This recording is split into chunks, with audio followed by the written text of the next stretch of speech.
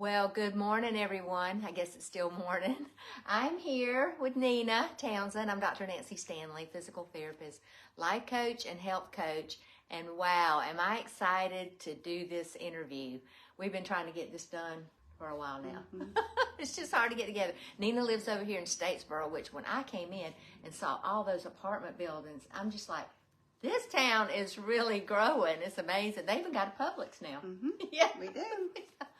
So Nina has an amazing story, and she shared it before, but our last recording wasn't that great. And so I just wanted to capture this for somebody out there. There's somebody right now, whether you're listening to the replay or you're listening live, that needs to hear this, because this truly is a life change. And so I'm just going to let Nina take it away, because she's got some really life-changing information to share. Go ahead. Well, I guess when I called you back, was it in like mid-August of 2023? Yep. I had been experiencing, my blood pressure started going crazy. It was shooting up, and I was not in the best shape. I had let myself go. I kept calling it baby fat, and my first baby is 14 and my next baby is 11, so it's not really baby fat anymore.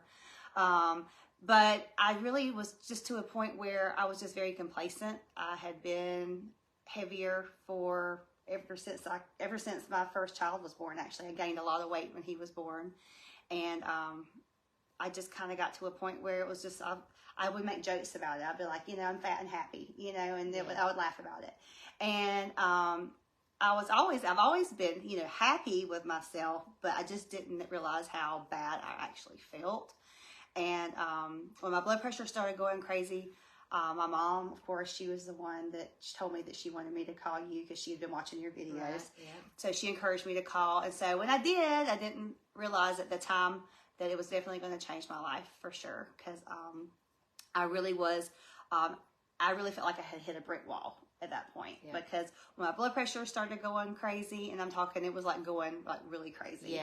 Really crazy. And the doctors were trying to put me on medicine, and the medicine was making it go, I guess it was like a rebound effect. It would come down and then it would go back up crazy. And I just felt awful on the medicine. And I was really on the medicine maybe 3 to 5 days. And then I just took myself off of it because I decided the medicine wasn't going to work. I was going to have to change the way my lifestyle was. And so called Dr. Nancy, and she told me all about her program and what all she does. And I joined. I didn't even think a second about it. She's like, do you want to talk to your husband about this? I said, nope, I'm joining him right now. I'm definitely doing it right now. So well, let me stop you right there. What about what I said made you feel comfortable about it? Of course, your mama, if your mama's telling you something, either you really reject it or you accept it or you kind of think about it. So what about our conversation kind of made you feel like I got to do this? It was basically, you were just, the way you were explaining, you just have to change the way you think about food. We need food, and, I've always enjoyed food. I love to eat. But I was eating just to eat. And I wasn't thinking about anything I was putting into my body. Mexican food 5 days a week. And you got 2 younger kids, and they like to eat the same junk food you do. And then, my daughter, she works out of state as a performer, and we're in the camper part time, and you have a small kitchen, and so you just get used to going to Chick-fil-A and Texas Roadhouse and all the good places, and and you just eat. You don't even think about it until a point where you're just not actually thinking about what you're putting into your mouth. I had lived with, the blood pressure was kind of new when that started happening in August. I might have had high blood pressure. I just never realized it until I started checking it when I was home. But I will tell you, I had a high pulse rate for years. And I was actually diagnosed with SVT, and my heart would just go crazy just whenever. It would just all of a sudden just go from 119 to 120 to 200, and 119 to 120 was normal for me just sitting on the couch. Oh wow, yeah. So I that's almost like AFib. I doubt it was AFib, but it sounds like where your heart is just fibrillating and you're really not perfusing blood to your whole body. Right. And that's why she said, you know, the whole energy thing, you know.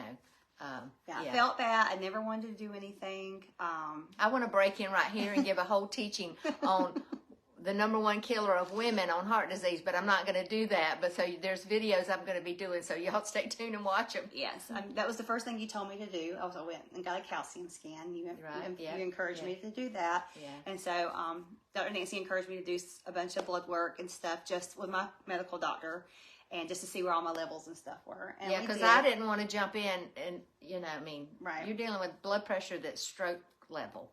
And so I'm like, okay, we got to get some baseline things done here on top of beginning to get it down. And I just did a teaching the last couple of days in this channel about what insulin resistance does to your blood pressure. And so go back and watch it if you hadn't watched it. But that's what was going on with Nina. She had insulin resistance, even though you had not been diagnosed with that. I had not been diagnosed with that. Yeah. But I know for sure that's what I had. I'll just be completely transparent. When I called Dr. Nancy, I weighed 215 pounds, and I didn't realize I didn't really look that big, but you're a well proportioned. Yes. So yeah. I just remember that. I don't know why I remember that, because I had just, when I went to the doctor after she asked me to get all this blood work done and do my calcium scan, and I just remembered and I wrote it down, and I was like, okay, so this is definitely going to change. So I immediately started. She told me everything that I needed to do. I joined our Marco Polo group, which is a bunch of people that are in the challenge with you, you know, and they're there to support. A lot of people are in the same boat that you are. Some people are back in the group because they just want to, they've completed the challenge and they just want to come back again. So I did everything she told me to, and I said, I'm not going to fudge it. I'm going to actually do everything. So I cut out sugar, carbs, everything, like within the first 3 days. You did. I mean, I'm like, okay, she's gonna do it. And I know normally people kind of slowly, gradually, but I just jumped off. I was like, if I'm going to do it, I'm going to do it. So I just jumped off, and it wasn't very long that I felt like I was in ketosis because my mouth was dry, and I kept calling Dr. Nancy like every 5 seconds, told her something was wrong with me, and she told me I was fine. But we were on speed dial. Yeah, so that's how I realized, you know, the different things that when you do go into ketosis with, you know, the way she trains you to retrain your brain to think about food. So anyway, so long story short, I jumped off the bridge and I just stuck to it. And I went through the holidays, Thanksgiving. My challenge ran through Thanksgiving and it ran through Christmas, and I did not cheat. I didn't have anything sweet. I didn't have any Christmas goodies. Didn't even eat any Thanksgiving dressing, any cornbread dressing. So did you feel deprived? No, I didn't. I mean, how did you feel? I mean, I'm sure you had fine. thoughts of, oh, it's Thanksgiving.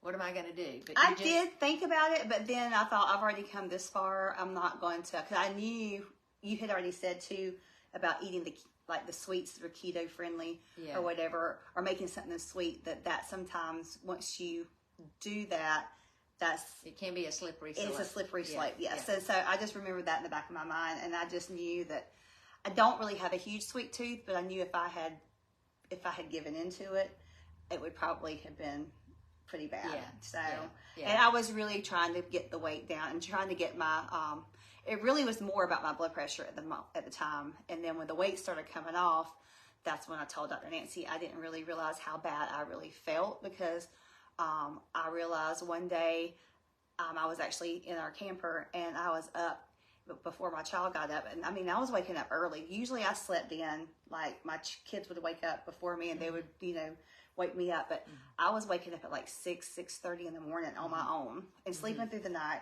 Usually I would get up, before I started the challenge, I would get up at least 1 or 2 times a night to use the bathroom. And my pulse would be shooting straight up. I could feel it. And I don't think I've gotten up since October. Wow. To go to the bathroom. That's huge, because sleep is your #1 health hack. So sleeping. That's a big part of why she was able to do this. And we talked about that. I mean, you know, you just have to train your bladder, and you know, there's certain things that you do. So, yeah. And I remember getting up at like 6 o'clock, 6:30, and not being tired and thinking, this is really weird. And then I would start organizing and cleaning. And I've always liked to stay organized, and but to be honest, when I was at my heaviest and I didn't feel good, I would put things away. I would do the bare minimum that I needed to do to keep my house running. When I walked in this house, I mean, this is an older home, much older building, like 1912, didn't you say? Yes. And I mean, it's gorgeous. And I mean, I'm thinking, this is a lot to keep up. And I remember her saying, when we talked about it, that, you know, actually, I think the first interview, like, you had energy to do the things that you knew you wanted to do, but when you're tired, you have no energy. You just do the bare minimum, like you just said. And I'm actually purging right now and getting rid of stuff because I hadn't felt like doing it, you know, and I've just kind of been putting it off. So it does feel good to be able to be in charge and of to your be life. Healthy in all aspects of your life, not just your health, but, you know, your surroundings and everything. So it really does. I mean, I never would have thought that, you know, being in poor health would actually make you feel like you didn't want to keep a clean house, you know, or make you want to feel like you wanted to go outside and walk, you know. We talked about the church thing too. Yeah, I got in a pretty big slump too. I didn't really feel like going to church. I just wanted to stay home. I didn't really want to go anywhere, to be honest with you. I mean, I would go to the grocery store and every once in a while we'd go out to eat, but it was just one of those things where I just wanted to stay home. And I really do feel that, that this challenge and being with this group, this specific group of people that was in my challenge, really helped me reconnect myself to my faith. There you go. Just because, and that's vitally important, and that's a big part of what we do. We teach meditation, and we teach you, you know, how you really do have to surrender. This isn't a thing like, oh gosh, I got to hold on, I can't have any sweets today. It's about saying, okay, I would like to have this or that, but I know that it's not going to give me energy. Food is fuel, and when you fuel your body with good food, then you have energy. So it's really a whole process of that's why we call it a lifestyle and not a diet, you know. Yeah. And then I guess the other important thing, I always would try to walk. I would always go and walk a little bit, and then I would never go back the next day. Then I'd wait a couple of weeks and I'd go walk a little bit. I was only trying to do like maybe 10, 15 minutes. But now, when I'm here at home, I'm usually walking about 4 to 5 miles a day. But when I'm in Tennessee, I can easily, when my daughter's doing her stuff, I can easily walk 8 to 10 miles a day. So, you know, and just, so that's a lot, and it's healthy. And, you know, when she talks about her daughter performs at Dollywood.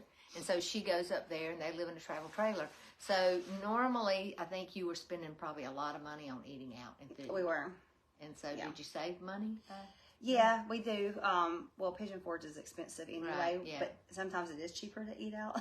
Yeah, I got you. But I do make it a point to try to get to. They have one Aldi store there, and that's where I like to do a lot of my shopping because I can find a lot of my stuff that I like to eat there that I can't eat. And I try to eat. I try to eat as much organic as I can, especially with my vegetables. Right. And then with my meat too, I try to get organic as much as I can. So. Okay, so if you have questions, you need to message me. Tell me in the comments, hey Pat, I see you there. Yes, congratulations for sure. I mean, it's almost like congratulations isn't the right word or the enough word to say for somebody that really has gone from death, literally, just so much negativity and worried every minute about their blood pressure and no real solution, to finding the solution and applying the solution and getting results. So thank you, Nina, for sharing this. One other little announcement that I've already made in the group, but Nina is now helping me. She's a virtual assistant with me. Nina has referred so many other people to me because they've seen what she's done. So if you're watching and you know Nina, then reach out and let's get you started, because there's no time like today. I mean, if, you know, the timing of her starting, you know, here we go into the holidays.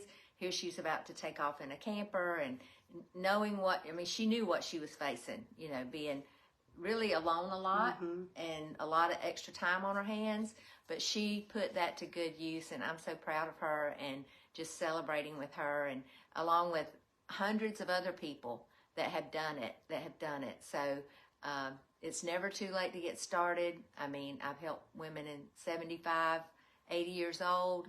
I'm 67 myself, and I feel so good. I love it. that I wake up every day and I have energy, and it's because of the fuel that I use in my body, you know? Mm-hmm. And so we're in this together, and we'd love to have you join us. So let me hear from you. Just post in the comments or direct message me, and we'll get on the phone and talk. I'll send you a couple of videos to tell you a little bit more about how we do it and what's working. And we'd love to talk to you soon. Bye.